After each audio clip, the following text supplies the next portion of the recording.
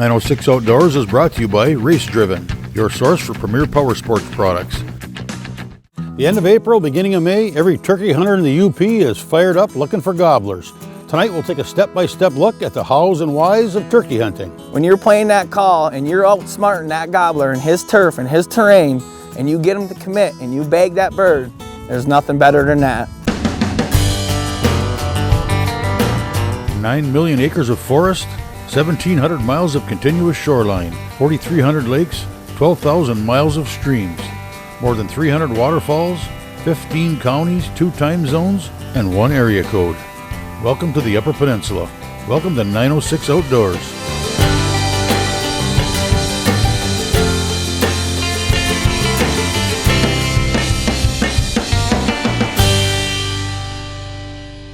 "906 Outdoors" is brought to you by Cooking Wild Seasonings. Make it fresh, make it yours. As we roll further into spring, the number of outdoor activities continues to increase. Trout season is open, camping is right around the corner, and it's turkey season. In the UP, turkey season runs from around the 3rd week in April until the end of May. For turkey hunters, there's no better time of year. Those who turkey hunt, you already know. For those who have never tried it, you need to find out. It's a great time of year to be in the woods. And if you can learn what it takes to trick a turkey into your sights, you'll be hooked. Every hunt will be different than the last, and not the same as the next. But there are some similarities that show up in most hunts. I connected up with turkey hunting fanatic Darren Grundon to talk about some of these similarities and for a morning of hunting.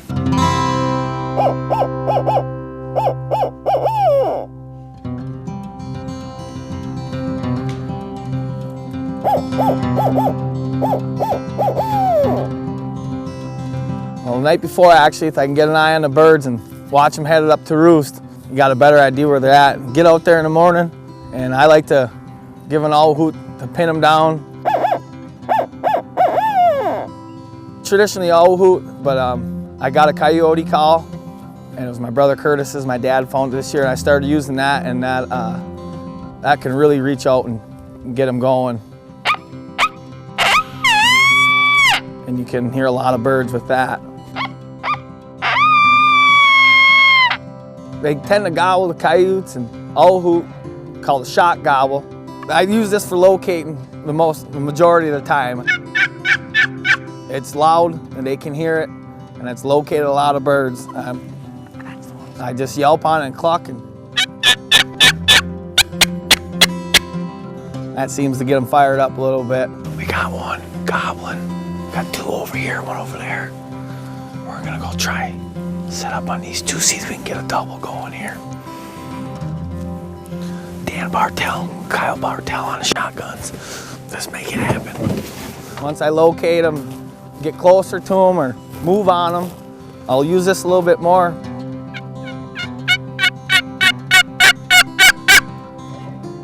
Once I get an ear on them, try to get as close as we can and get set up without getting busted. I carry 2 hens and a Jake decoy. I just picked up a Jake decoy for the first time this year. It's been working real well. It depends on where we're sitting at and how the birds are reacting.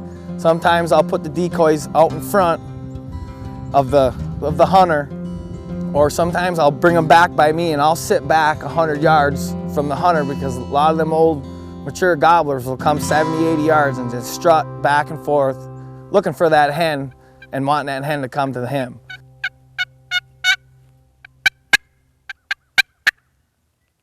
"906 Outdoors" is brought to you in part by Christ, your Northwoods neighborhood store. If I hear a gobble in the tree,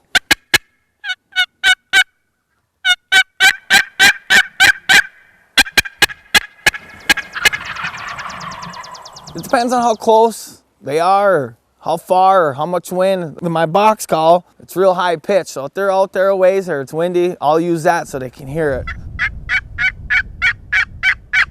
And if I hear them fly down, I'll change to the mouth call.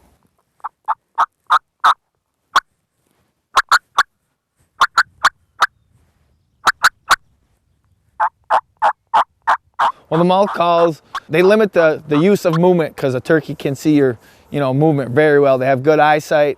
I don't buy any ones in particular, whatever sounds good to me, but there's a couple kinds I like to use. Raspy, you see here a lot of raspy hens that you like to use raspy. There's some higher pitched ones to get out there and so they can hear you farther distance out, but when in close I use raspy ones, and you know, you don't have to move with a mouth call. Well, once they start closing the distance, I tone it down a little bit.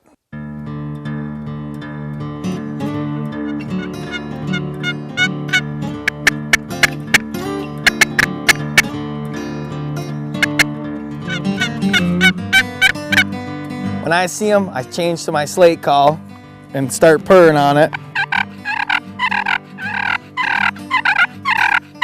I really like purring on my slate call when they get real close. That seems to draw them in. Switch back and forth from my mouth call to the slate call.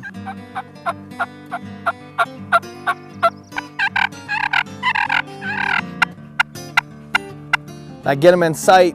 My dad always told me not to call when they can see you because they know where it's coming from, and he's absolutely right. But I can't stand, I like to hear them gobble.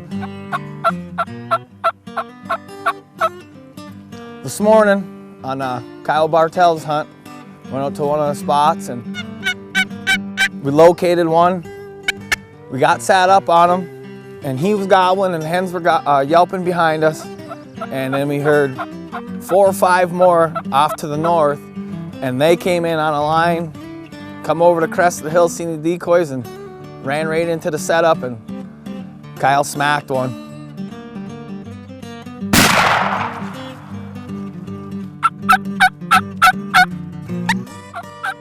Well, the reason why the gobblers are responding, it's springtime, is breeding season for the turkeys, and they're looking for a mate. And they're gonna come check it out, hopefully get close enough to get a shot, and that's why they respond to them hen calls.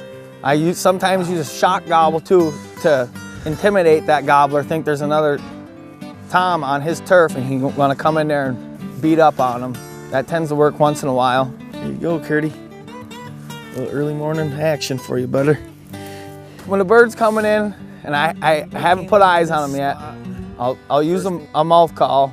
But when they get in and I can see them, or I know they're a lot closer, I'll switch to my slate call. And if they hang up there, I purr and putt at them. I just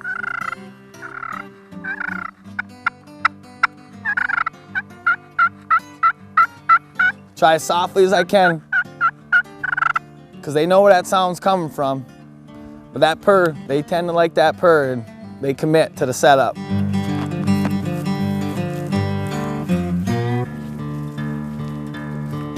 Well, the sun's barely coming up. We already got one in the back of the truck. Dan Bartel's up on the shotgun. We're gonna go after a big gobbler we seen, been scouting, so. You boys ready or what? Ready. All right, let's do it.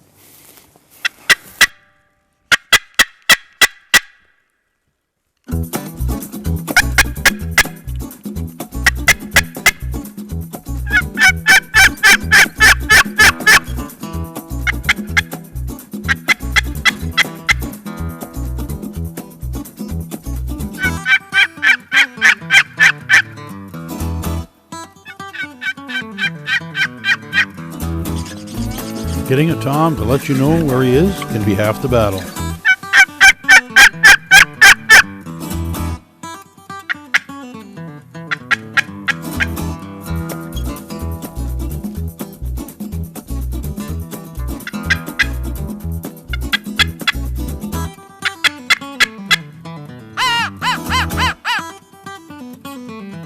Darren spends a considerable amount of time in the preseason scouting for turkeys and getting hunting permission from landowners.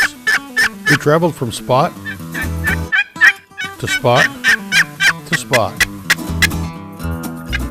and spent a good portion of the rest of the morning calling, and calling. After covering a modest part of 2 counties, calling with box calls and coyote calls, just as hope was dwindling, birds. Turns out, just looking for birds doesn't work so bad either. The hunt was on.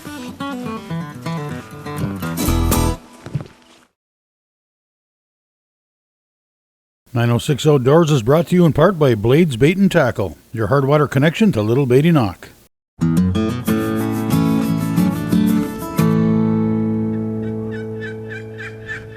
Sometimes I got a bad habit of calling when I'm walking into a setup just to hear them gobble, and that tends to draw them in. And the decoy setup sometimes is just, you know, what you can do, where you can get away with. And sometimes I'll just stuff them in the ground right by the hunter or next to me or wherever I can get away without them birds seeing me. And most of the time they see them decoys, they're gonna come in. So on our second hunt this morning, I was going down to check some spots, and we looked up to our right on a ridge, and there was birds strutting all over that place. I about had a heart attack. Went, parked, got set up, went in there one way at them, and I come over a little knob there and seen them, backed out, kind of assessed the situation, went around to a better setup so we weren't gonna get, you know, busted by them birds. And we set up, got the decoys out, started calling. First call, they gobbled, and that's a big mistake right there. So I kept working them, and they flanked us to our right. All of a sudden, all you know, there's 4 jakes that run 3 feet away from Dan and pounded the decoys, and purring and fighting and spitting and drumming. I think that's the closest that I've ever seen a turkey get to a human being on a setup like that. And the 3 longbeards hung up in the back, and I started purring, and they committed a little bit, but they knew the gig was up. You know, they knew something wasn't right. And Dan made a very, very great shot. He had a snap shoot. He swung, bang, dead.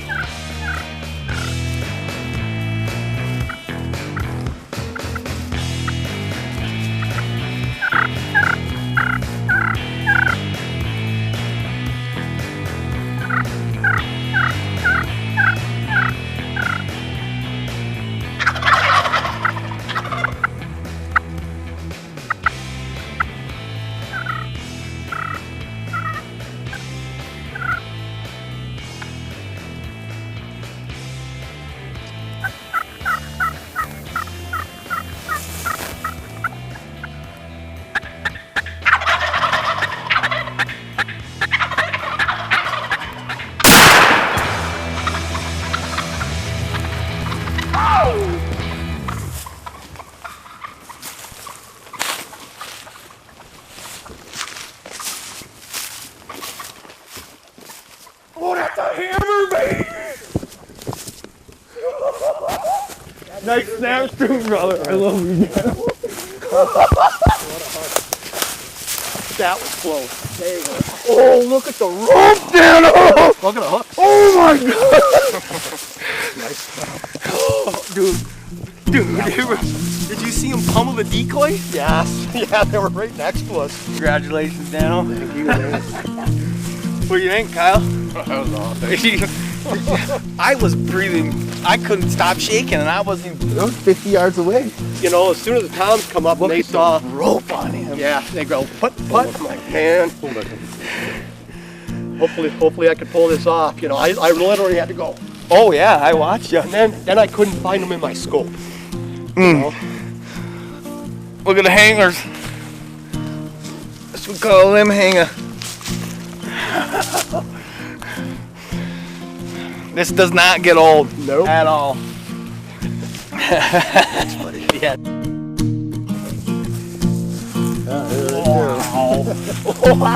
Oh, Good job, buddy. Good job.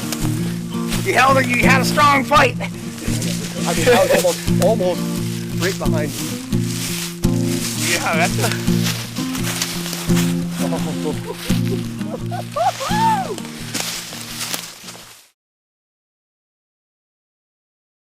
Today's show is brought to you in part by Rapid River Knife Works, home of Michigan's largest custom knife factory showroom.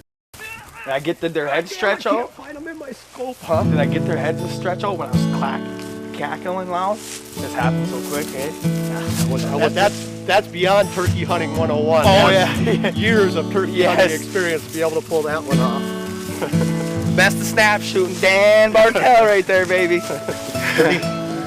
Thanks for getting me into turkey hunting there, buddy. Love you, man. Yep. But you could have seen that, Curdy. I think you did, though, brother. Oh. Congratulations, Dano. Thank you. I'd like to dedicate this hunt to my close friend, Greg Anderson from Munising, who passed away after a tough battle with cancer back in February. He's a great friend, great father, and great husband. And he always wanted to get out turkey hunting with me, but he's a very dedicated businessman, hardworking, and busy time of year for him, and he could just never make it. And Greg, I love you. This one's for you, buddy. Congratulations, Dan. Nice shot, buddy. Nice shot. Way to snap.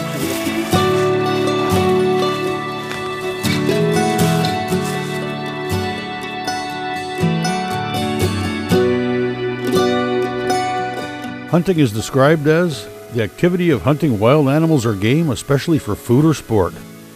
Anyone who has really hunted can tell you in an instant just how incomplete that definition is. For certain, harvesting your own food directly from nature is part of it. But it's also about enjoying the outdoors. Enjoying a day in the woods with good friends. Accomplishment, satisfaction, peace of mind, and about being where you are and not where you're not. It's always about learning, whether on purpose or by chance. Lessons from others, together with your own experiences. Always working toward becoming a better hunter, not just during the hunt, but before and after as well. You can overcall at them and spook them. And my dad's been trying to teach me this since I was a kid, to have patience and sit there and wait for them ones that come in there. It hasn't worked yet, but but you get them lone gobblers sometimes. They come in back doors, quiet, don't gobble, and next thing you know, you hear behind you, he's there.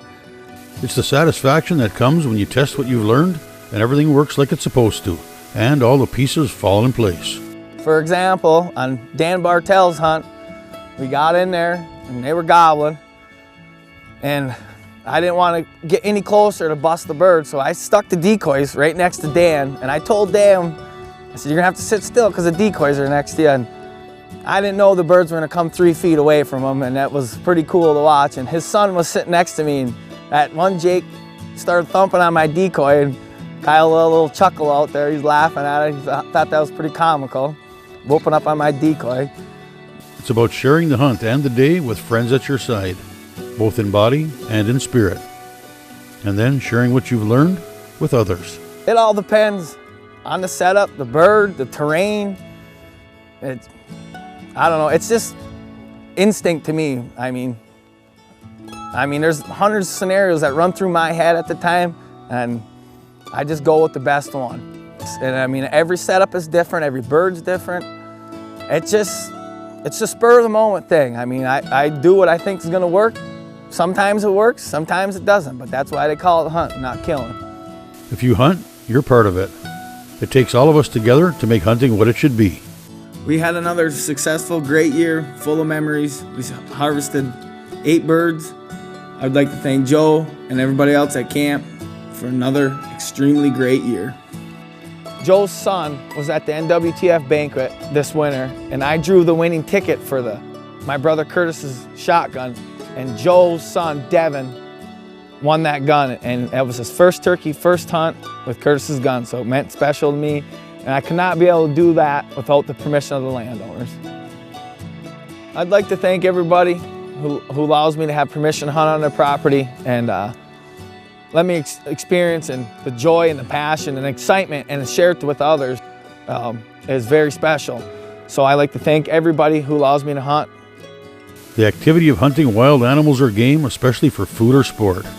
We're going to need a lot more space in the dictionary than that. We're all hunters together. Some are shooters, some are callers, some are teachers, and some, the special ones, can think like a deer and act like a turkey. What makes it exciting? My dad took me out my first time when I was 12 years old. He called in a woods birds, and they're a prize to me and my brother Curtis and my dad. And they're very hard. They're a lot harder to hunt than these farm birds, but I'll never forget the feeling when they were gobbling. I could feel it in my chest, and when they were close enough spitting and drumming, it literally shook the ground underneath me. And if that don't get your heart pumping and your blood flowing, you don't belong in the spring turkey woods at all. And I'm addicted to it. It's in my blood, it's in my family. I mean, I've gotten numerous of friends that through connections of turkey hunting. The camp I come to, great bunch of guys, and it's the best time of the year for me, and I look forward to it. And I can't really explain it. Just when they start gobbling and spitting and drumming and they commit to when you're playing that call and you're outsmarting that gobbler in his turf and his terrain, and you get him to commit and you bag that bird, there's nothing better than that.